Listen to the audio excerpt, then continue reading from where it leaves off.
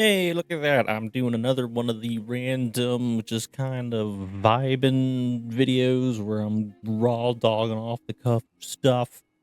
That's not really a game commentary or review of a show or movie. So that means back to the crazy, do keep everything moving and flowing background and a subscribe sign and thing like that. Yeah. Cool professional setup. Not thrown together quickly at all. And you know what? Fuck it. I'm not even going to really use it that much. Instead, I'm probably just going to overlay a lot of this video with me playing something like Squirrel with Gun. Just if TikTok has taught me anything, is that in order to keep you fuckers interested and having a long attention span for this video, is I have to have, narration over wacky gameplay and a half weird, half screen thing. Yeah, attention spans so small. Which actually kind of helps me lead into what I wanted to ramble about with this video. Since I'm struggling to find stuff, modern day stuff to review, and don't really have the time for my day job to really sit down and keep working on the video I've been wanting to do of another shows you may have slept on episode about a show called The Finder. Still working on that, still scripting that out. Hopefully I can get that done soon and then go back to new, more topical, modern things coming out to make this channel grow. But either way, rambling with that over, new rambling continue, because now with all the superhero movies kind of in a lull here, with Superman going to video on demand, or at least HBO for Peacemaker season 2, and for Fantastic Four seeming like it's running the box office coming to a halt. I thought, you know what? And just all of, really August and in September being pretty lacking in new movies in particular. You know what?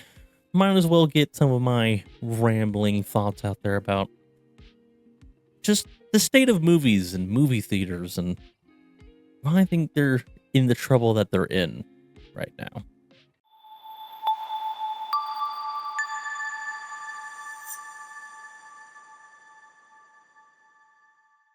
So this is not going to be, a very here's my receipts, detailed proof, deep dive into all of this stuff. And I'm sure it's not gonna be groundbreaking, anything new. Probably if you a person who likes to, listen to other YouTube channels and podcasts and shows about the state of media and movies and stuff, I'm sure it's all stuff that you will hear before.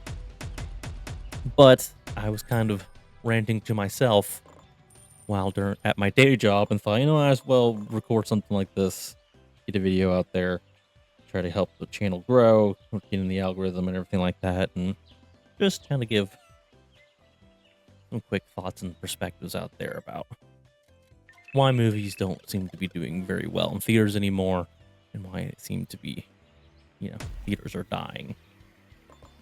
So I think the first and foremost thing to really just put out there, and that I think is really the overall problem with modern day movies and theaters and stuff, is just bad writing. The writing overall has gotten worse. You don't have tight scripts anymore. You don't have tight stories. You don't have ones that make a logical sense. And back in the day, if you had a bunch of scripts that made no sense at all, super dumb, as soon as you ask a question, you poke a hole in it, you at least had fun characters. Or you had a romance that you liked, or the dude had a shitload of charisma. At least the main characters. Like, for instance, one of my favorite movies of all time that is like a guilty pleasure, I can watch it at any time, is the movie Sahara with Matthew McConaughey. That movie arguably is awful.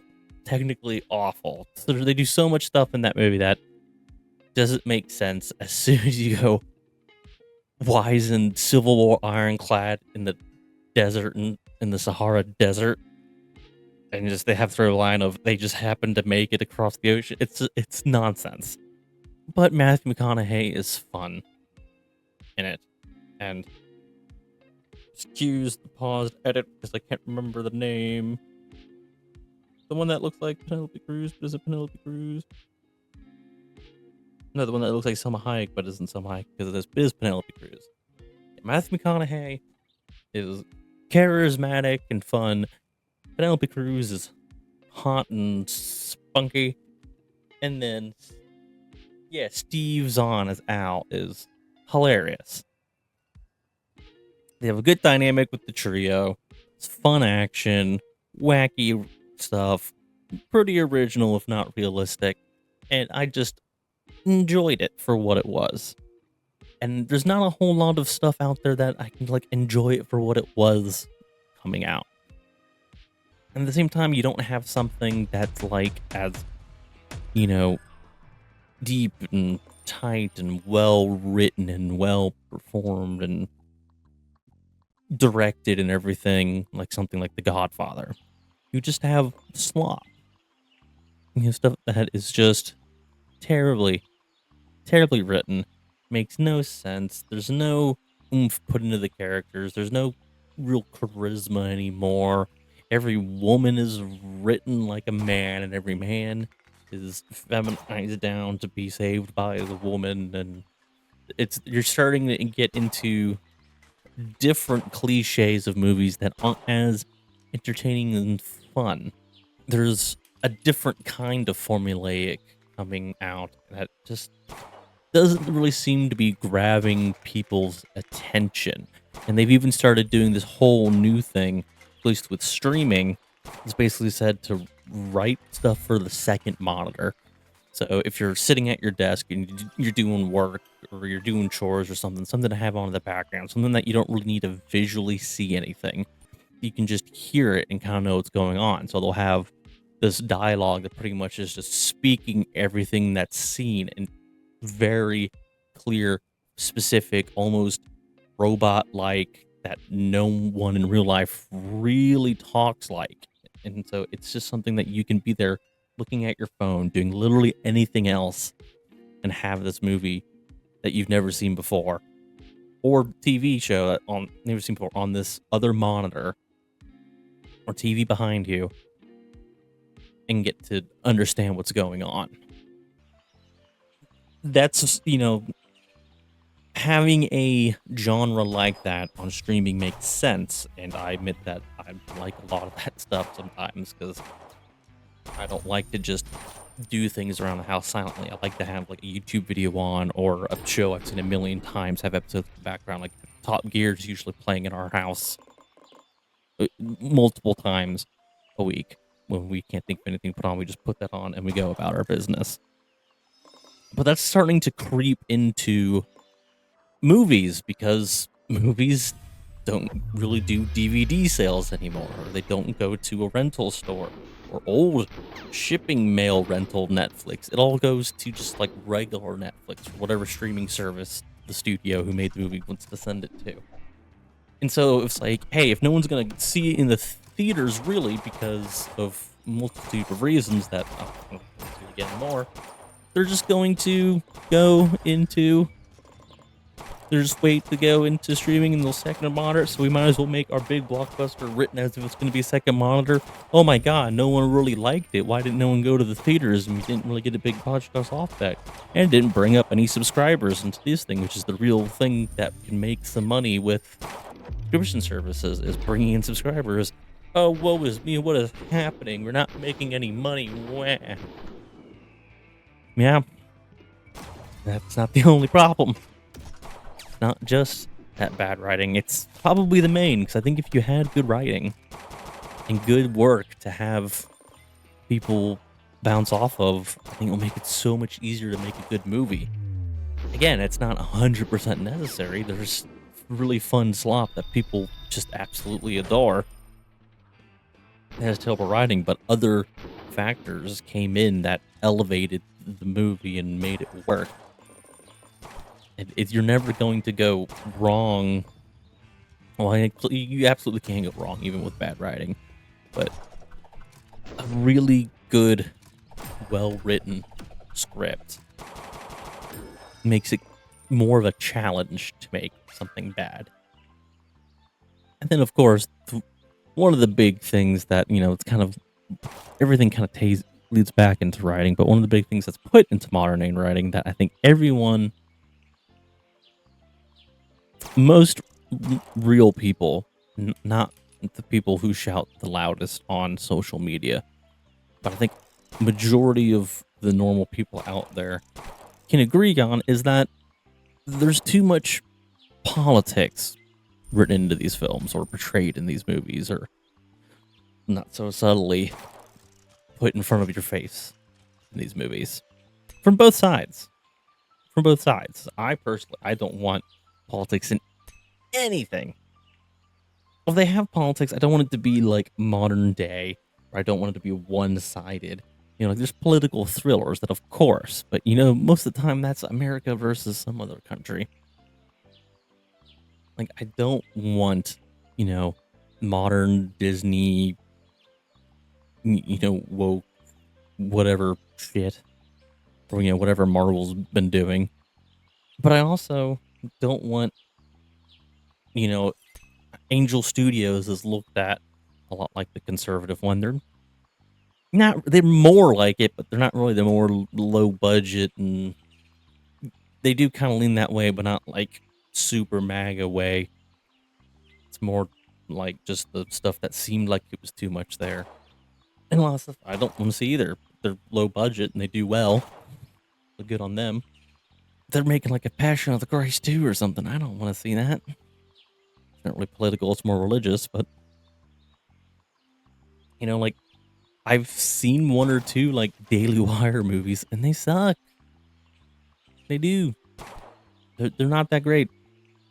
It's like I don't want any of that. And if you're gonna have it, you gotta do from both sides. And I don't think people are allowed to think in a certain way in Hollywood, or they're afraid to stretch their minds to try to understand someone who thinks differently in Hollywood. So you don't get that because they can't think that way. And the people who do think that way are too afraid to say anything because then you'll be ostracized and canceled and never work again. And that country's so expensive, you pretty much have to concede living in California and working in California if you're going to speak your mind. So yeah, politics and all that, there's been too much, just too much lately.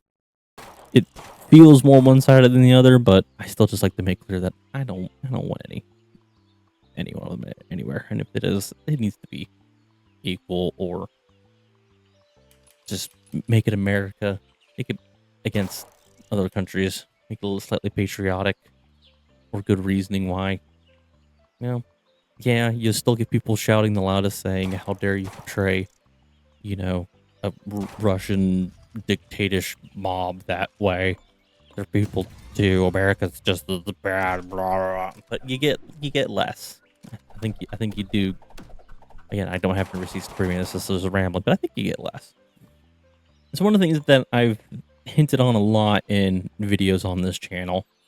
Another reason why I think movies are struggling is it doesn't have that much water cooler moments, you know? There's less word of mouth. There's no big thing. I have a day job. This thing is just a hobby that I hope at one point can give me a little bit of a revenue to try to help with some stuff. But for the most part, it's just I like gaming. I like talking about movies and starting to like to review stuff. So I thought I'd put my hand in there with it. Like I've said in hinted at some other videos, is there's no more water cooler moments. There's no more, oh my god, did you see that? You know, there's no more running around quoting a movie. Even something like Kung Fu Panda. I remember when I was in school, Kung Fu Panda came out. Yeah, dating myself there. But when it came out, everyone was around going skadoosh. You know? You had, I guess, another Jack Black thing. You had Minecraft movie where there was the whole chicken jockey meme thing, but that really didn't last long. Not as much as like skadoosh did. You know, there's no more running around, being a part of a group, talking about a thing. Even if it's debates, you know, most of the water cooler talk now is just like, was it woke? Was it preachy? Hey, did you see this movie? No, I didn't know that came out. Is it good? Yeah. No. Don't really want to get spoily with it. You didn't have nothing like a fancy saying or a repeat joke to kind of go in there. And when they'd be like, "Oh my god, what's that from?" Like, "Oh, this is a new movie." There, like, let me tell you, oh, it's so good, man. I love the action. It's got this, it's got this action star in it, or this movie star in it, because movie stars aren't really a thing anymore. And that's another huge problem because they social media became a thing. We started peeking behind the curtain as them as people, and we decided I have a voice in the platform again. Let me put politics and shit into it, and then no one cares anymore. There's none of that. I don't hear a lot in my day to day people talk about movies or even that much TV. If it is TV, it's streaming stuff. They used to, like, when the first season of Mandalorian came out, it was everyone talked about Mandalorian. That doesn't really happen anymore, and with good reason.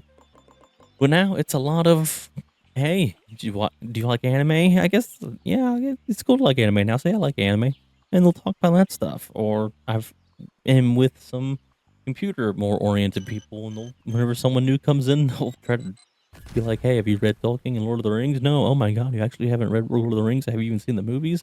I think I've seen the movies. Sometimes we find all the movies and then read it, and it's old classic stuff, and it's absolutely right. Everyone should read and watch Lord of the Rings, but it's that old classic stuff, or it's anime or manga. It used to be Marvel, but now it's kind of less. I don't really hear much Marvel talk anymore. There's no like, oh my god, it makes me so hyped for the next thing, or that was so great. If there is Marvel coming out, and you go, hey, did you see that? It's more like, yeah, did you like it? Eh, it was all right. No one really wants to say that they didn't like it. I'll usually say, yeah, I didn't like it if I didn't like it. But that's just me. I try not to ruin it for anybody. It's like, I like it, like, yeah, I didn't like it. I didn't like this stuff, and I don't try not to ruin their stuff. I let myself do that to internet people. You know, it's safe here in my little digital box where people just call me Nazi and racist and stuff like that when I say I don't like a movie. But anyway, yeah, no more water cooler. There's word of mouth and a lot of stuff. It's just not there. And we know it can happen. Like Top Gun Maverick. That was only a couple years ago. It did a lot. Marvel, no, Spider-Man No Way Home did a lot. Great word of mouth. I knew people that didn't know about all the Spider-Man coming back. And people, didn't try not to spoil it for them, but were really saying, you gotta see it, you gotta see it, you gotta see it. I know there was the Barbenheimer thing that was more meme internet. I think that was kind of more of a random phenomenon. Of course, Oppenheimer actually did well, even though it seemed like that was more of, a Barbie prop. Oppenheimer did well, so there probably was good word of mouth, and people were genuinely interested in it too. And the rated R biopic and Christopher Nolan did huge, so probably had some good word of mouth, and being like, people probably want to know how he made a nuclear blast and practical effects. I don't know, but regardless, he's just talking about movies. People don't want to accidentally tread on political toes at work. There's just not as much talk. And then if they do end up convincing someone to go to the movies, or you do see a trailer or hear something that goes like, I actually genuinely want to go to movie theaters, it's expensive. It's expensive. Snacks are expensive. The prices for the tickets are expensive. Matinees aren't as cheap as they used to. Even military discounts and stuff like that isn't as good as it used to be. Yeah, it's nice that, a lot of theaters are starting to do like better chairs, full recliners. It's a great draw into the theater. Be like, oh, big screen, great sound, a comfortable chair instead of, back in the 90s shit stadium seating. But all that also raises the price. Inflation. all of that, huge deals. You know, if they need to make more money, they raise the ticket prices. It was just, instead of being like, oh, there's multiple things that I want to see. Well, if I also want food for the week, and it's just you're more likely to be like, okay, I can go do multiple movies, one weekend one, the other weekend the other one. But when it's like a family of 3 or 4, hundreds of dollars for one movie. So they're gonna be like the one that's either more family friendly, cartoony, or the one that somehow they did actually hear about from word of mouth, or had the better trailer if they're actually people that like still watch trailers. They're not going to be like, oh, we'll just come back next week and see that one. So they're going to still only see the one movie. So there is a lot more competition with the movies themselves about who's going to get who. It's not just going to be I'll get you this time. And then people who saw this one who also wanted to see me will come to me. And then people that just saw this movie can go to that one. And then we can kind of share and hurt. So, there will be some hurt and some whatever. But there's more likely to have the spread of wealth. Now it's like you're grabbing who you can. You have to be the better marketing. You have to have better word of mouth. You have to have a bigger, flashier thing. But then, if in 30 days, if you're not worried about spoilers, because no one talks about movies anymore, movies are going to come out onto streaming or video on demand in like 30 days, like a month. And even buying a 48-hour rental from Amazon Prime is cheaper because you do it once on your Prime account for your whole family rather than paying for your whole family for the one-time viewing in a theater. Why wouldn't you do that? Just take your kids to go do something else, put on the latest streaming slop, and say, wait 30 days and we'll get this thing out. Don't worry. No one's going to spoil it because no one talks about movies anymore. So why would you go and spend all that money to go to that theater when it's going to be on video on demand or streaming pretty close to that? And most people's home theaters or just their TVs and surround sound aren't really good these days. A big TV is pretty cheap. And certain things are mixed to be great with sound or with like IMAX, like the latest Mission Impossible is great in IMAX. F1 was great in IMAX. You don't need everything to be that movie experience anymore. There's not much added to that benefit of that. When you have your own home theater on a big ass TV that you probably spent, half of for twice the amount of money as going to the theater once, you have a giant TV for watching streaming and video on demand whenever you want. And you can pause it, and you don't have to worry about people around with their phones or eating loud popcorn or talking to each other or breathing too loud, anything like that.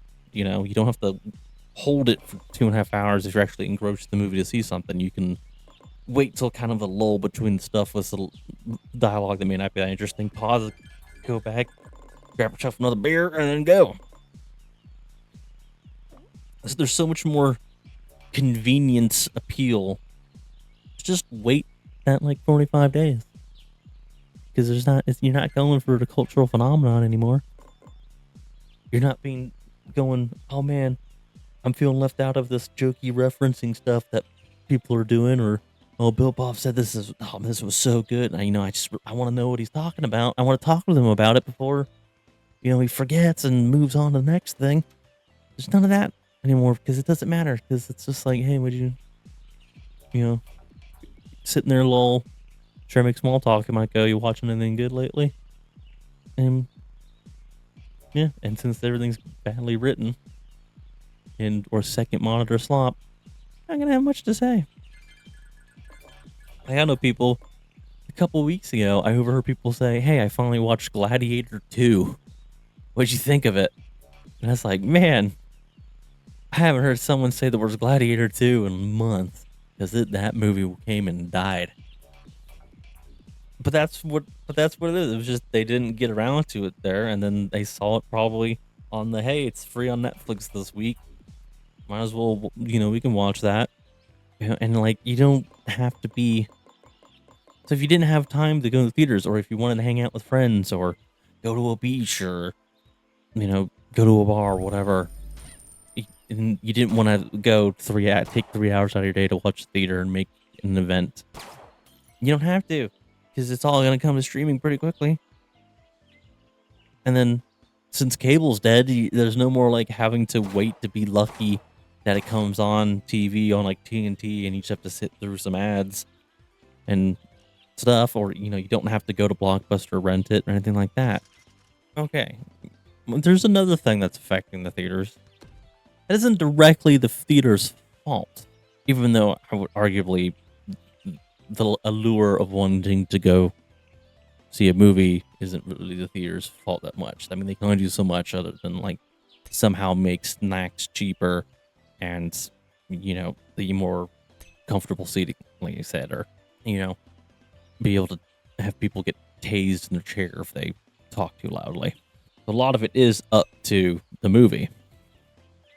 And one of the biggest things that makes it so new stuff isn't made, and there isn't just a constant flux of new movies coming out and going to, is because movies cost just so much to make these days. So much to make. Like the new Naked Gun,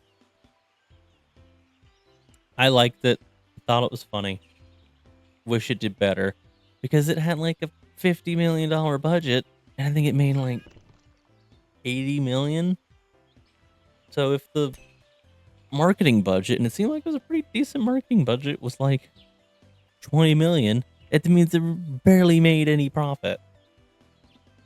And when just paying off investors and then giving them $1 back is not really a success of a movie, like that Naked Gun, with a should have been 10 million, and it would have done great. But there's unions you gotta pay, inflation you gotta pay, all the location taxes. That's why everything's going to England now, is because there's less taxes to pay on everything. But you got the writer strikes coming, demanding certain people have to be at seats for the writer union and everything like that, which means it's more people you have to pay. Again, they're gonna have a certain rate because they live in California, so they have to get paid 15 million to be able to get a cardboard box on the street. And then that what used to be the budget of just a B-list movie that you can throw out any time of the week, get some profit back to tuck away for a bigger, more exciting project, is no longer a thing. Why would you gamble on a movie when you know at minimum it's going to cost you 50 to 100 million, when the movies that have proven to make the most in the past has still been Marvel movies and superhero movies? Even though those budgets are now in the $300 to $400 million movies, so they're not even really making money anymore, because again, they're shit now. The fact that like Superman and Fantastic Four are both like $500 million box office, and they probably didn't make money, is ridiculous. And I'm sorry, CG's been going downhill. So you're paying more to rush CG artists to get less. You're paying more for some of the worst written stuff. And they're trying to save themselves from, being replaced by AI. But honestly, at this point, they don't seem to be able to write better than AI. It costs too much money to do this stuff. And so you can't gamble anymore. You have to do safe bets. You have to get people to agree they're safe bets. Everything takes 4 years now. It's even just like TV. TV should not be 2 to 3 years between seasons, and the seasons only have 8 episodes. It's ridiculous. But movie, like, it takes so long to make anything and so much money to make it. Why would someone go, I have this creative, unique idea, like no low budget movie. Why would you make that? Why would not just do the stupid superhero stuff? Because if you make that cheap movie and go out there, there's now aren't enough people who will just go to a theater for the experience and pick up a movie that just looked interesting from a poster anymore. No, you need that extra oomph. You need that extra marketing oomph there. You need that word of mouth. You need the trailers to actually be watched. You need all this stuff to line up perfectly to make that movie profitable, and you need that for all of them now. Nothing can be carried by just, ooh, look at that.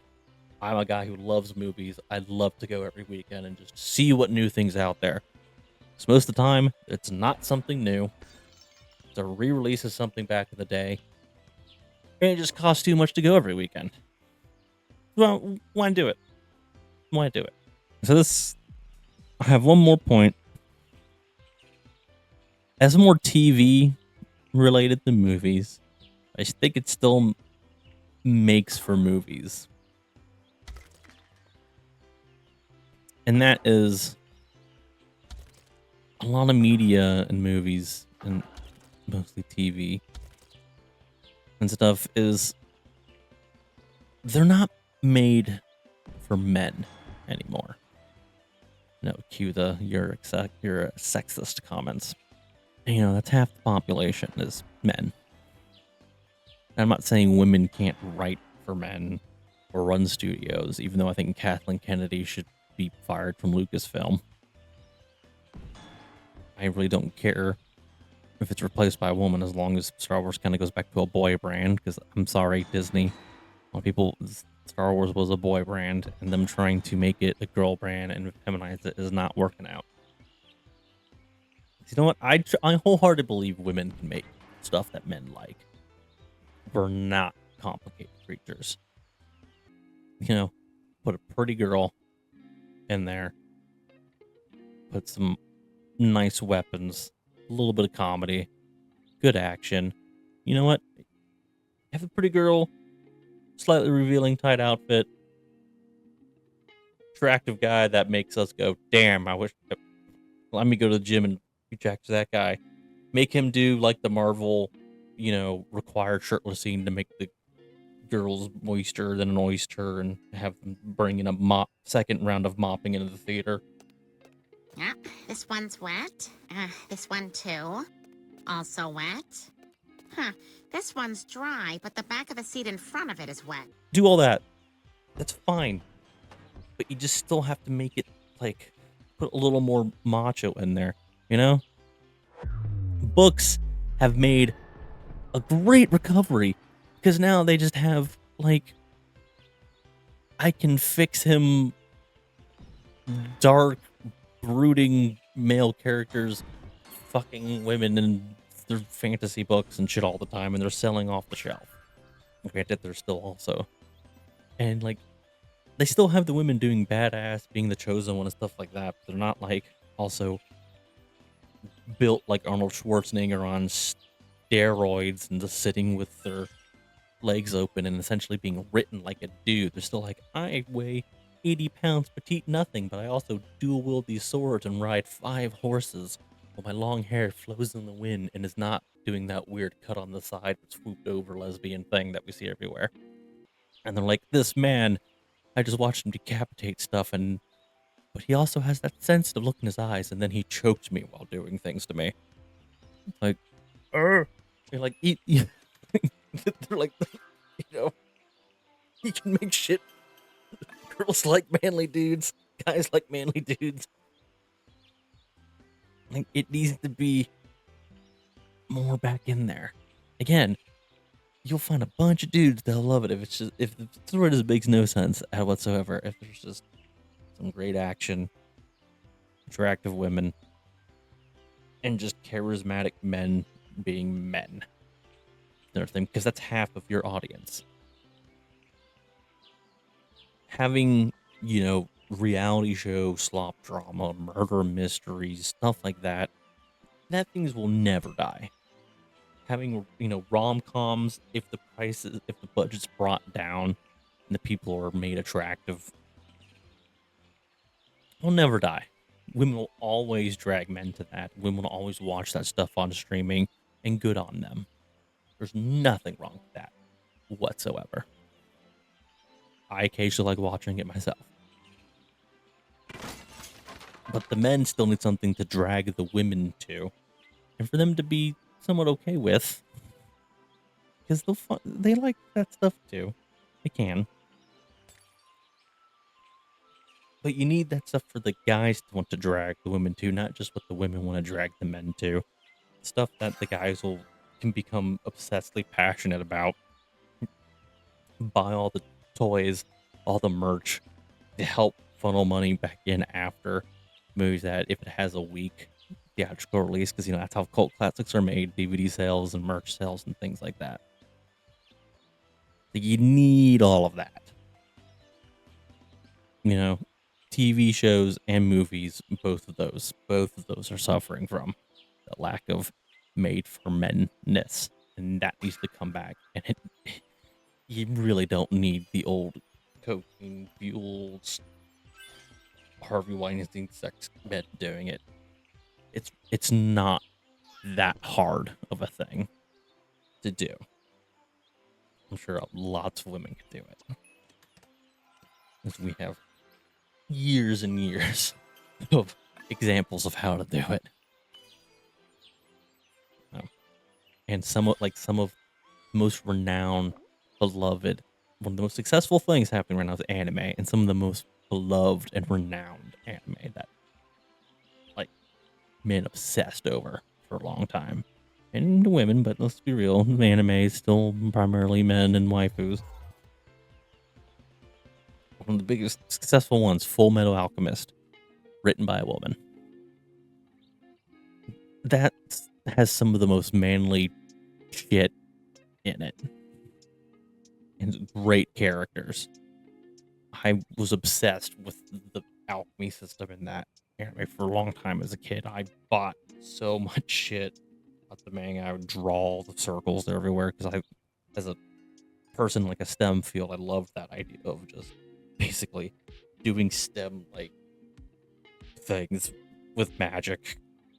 That having to understand structure. It's not just a talks to the whimsy voices and spirits of the world to make things happen. There's like science involved with it.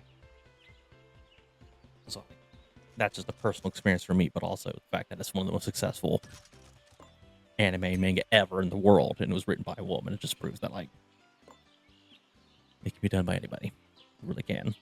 And the girls like girls and the men like men, and that doesn't mean women stuck in the kitchen doing shit. There's plenty of strong women out there. The biggest one, the ones that are most pointed out all the time is Ripley from Alien, and I'm a bad nerd, Sarah Connor. They're the most looked at because it's the most true.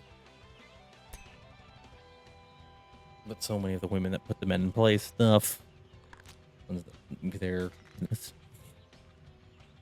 we know how to do it. We just have to get back to it. No, I don't know if theaters can ever go back to the full glory. I really hope so. I think most likely they'll become smaller and more, expensive, but you'll get stuff like actual good food, more drink. The popcorn bucket stuff is kind of a fad. I don't know how much that really brings in money. It's almost like the Alamo Draft House. I think it's going to kind of turn, if I had to predict what theaters are going to come into, I think this is going to be more like Alamo Draft House, less affordable for stuff. And, streaming is going to become cable TV. Someone's going to win. There's going to end up being when there used to be hundreds of channels, there's now going to be 3 streaming services, shit ton of ads on them, and we're all have to get back used to that. And then probably some sort of pay-per-view for movies coming out, and or you go to some place like Alamo Draft House and go super expensive for that new posh theater experience. I don't know. There'll be something, but right now, I think the two biggest things that could possibly help theaters right now is better writing and somehow find a way to make that budget lower. Because I think there's still plenty of people that can start bringing the theater experience back if we can just get everything to cost a little bit less. A little bit less. I think we could save the theaters, but I don't know. We'll see, I guess. We'll see. All right. Ramble over. I don't know how much is actually going to make it into the video. Oh, probably going to go to bed now and edit this tomorrow because I just don't have time. Man, it's the day, days anymore to pump out video after video. So we'll see. Hope this comes out soon. I hope you like and subscribe. Yeah. Shilling over. Okay, bye.